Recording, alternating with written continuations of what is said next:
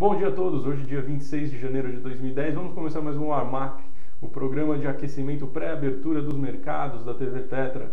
Bom, sexta-feira ruim para os mercados financeiros, o Ibovespa caiu mais um pouquinho, 0,08% aos 66.220 pontos, puxado muito pelos resultados lá de fora, que também foram ruins.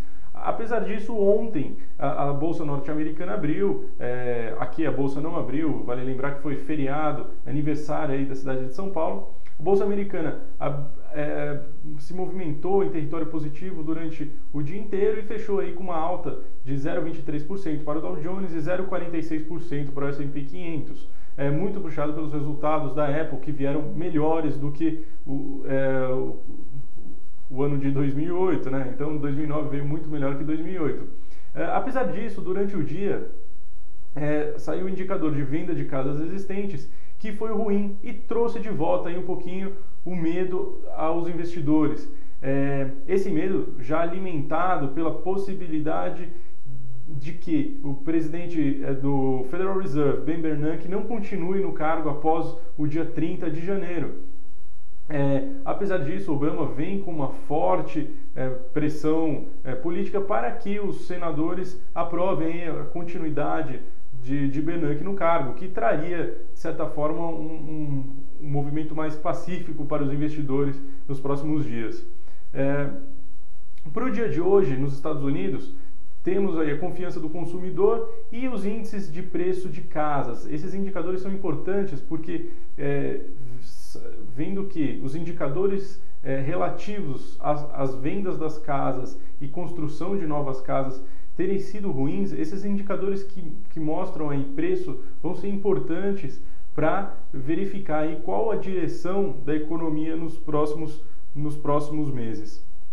Além disso, o presidente Obama deverá, nos próximos dias, mais precisamente na quarta-feira, fazer um discurso e anunciar aí um novo pacote de estímulo para a classe média. Classe média que vem sendo bastante afetada com a crise, que está mudando o seu padrão de consumo, se voltando um pouquinho mais para uma poupança um pouco maior, deve ganhar aí algum estímulo, principalmente relacionado aí a crédito escolar e habitacional.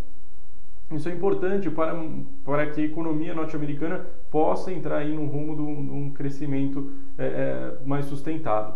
Além disso, das notícias lá de fora, temos aí o temor ainda com a economia chinesa sobre a intervenção do governo para segurar a economia, que na verdade a ideia do governo chinês seria de manter o crédito aí em patamar estável e não crescente, segurando um pouquinho a economia e segurando um pouco a questão da inflação. Além disso, a Standard & Poor's comentou que pode rebaixar a nota de crédito do Japão.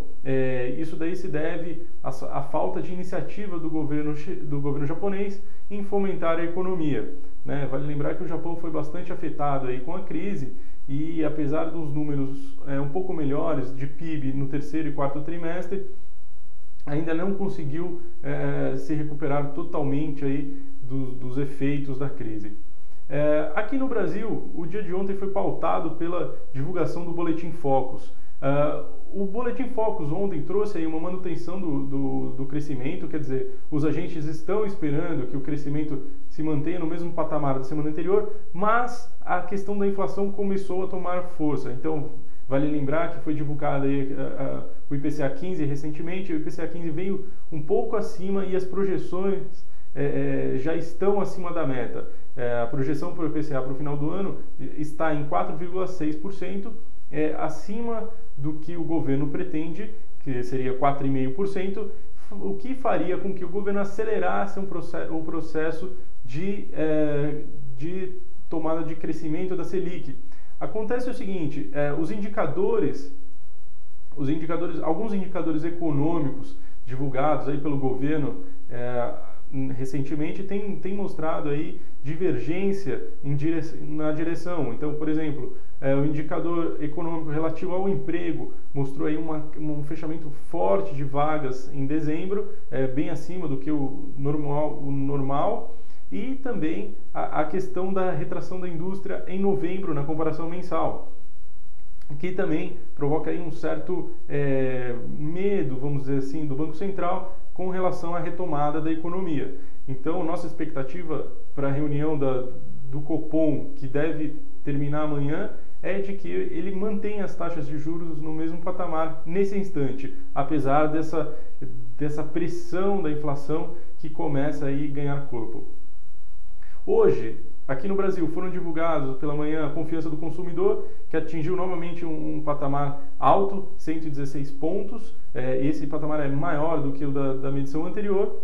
E também foi divulgada aí a questão da conta corrente do ano de 2009. Então, apesar do avanço aí da dívida pública, o governo conseguiu fechar um superávit primário em torno de 2,5% do PIB, que era próximo aí o que eles pretendiam depois do movimento da crise, né? A expectativa é que para o ano que vem o governo consiga aumentar esse superávit primário sem ter que usar alguns métodos contábeis que foram que artificializaram esse número de 2009. Bom, em termos corporativos, na sexta-feira a Eletrobras divulgou o pagamento dos dividendos. Eu vim aqui na quinta-feira e coloquei que haveria aí uma certa dificuldade do governo liberar esses pagamentos por conta da questão do esforço fiscal e a questão do atingimento do superávit primário. Bom, na verdade, a administração da companhia veio divulgar esses dividendos. Esses dividendos vão ser pagos em 4 parcelas. Então, acho que vale a pena tomar nota. Então, pelas ações ordinárias ELET 3 serão pagos R$ 11,36 por ação. Para ELET 5 preferenciais do tipo B, do tipo A, me desculpem, serão pagos R$ 14,44 por ação. E pelas ações ELET B, ELET 6, me desculpe, preferenciais do tipo B, serão pagos 18 centavos por ação. Vale lembrar que esse pagamento será feito em 4 parcelas anuais, ou seja, nos próximos 4 anos deveremos ter o pagamento desses dividendos. Isso daí, aos preços atuais, gera um yield em torno de 6% ao ano. É um yield bom, mas ainda um pouco abaixo das elétricas do setor. Vale lembrar também que aos preços atuais a ação deve ficar ex, ou seja, vamos lá, a partir do dia 29 de janeiro, quando ela ficar ex, haverá aí uma redução do preço das ações, que será compensado logicamente pelo pagamento de dividendos. Portanto, a nossa visão é de que o mercado deva aí realizar um pouco as ações, justamente pensando na ideia de que o preço dela se cairá automaticamente por conta desses dividendos. Vale lembrar também que esses dividendos serão pagos em 4 anos. Então é importante se valer da ideia de que esse dinheiro poderia ser aplicado com coisas mais interessantes. Bom, essa é uma dica nossa aqui. Para o dia de hoje, esperamos aí mais um dia negativo, já que o futuro lá de fora está caindo 0,45%. As medidas, os anúncios a serem dados aí em torno do dia a respeito de Bernanke e do presidente Obama devem aí causar a movimentação no mercado. Esperamos então um dia ruim, apesar de que a nossa bolsa já teve uma queda bastante substancial na semana passada. Vamos aguardar para ver. Bom, eu indico a todos aí um bom pregão, um bom dia de negócios, e a gente se vê amanhã aqui no mesmo horário no warm-up da TV Petra. Obrigado, bons negócios!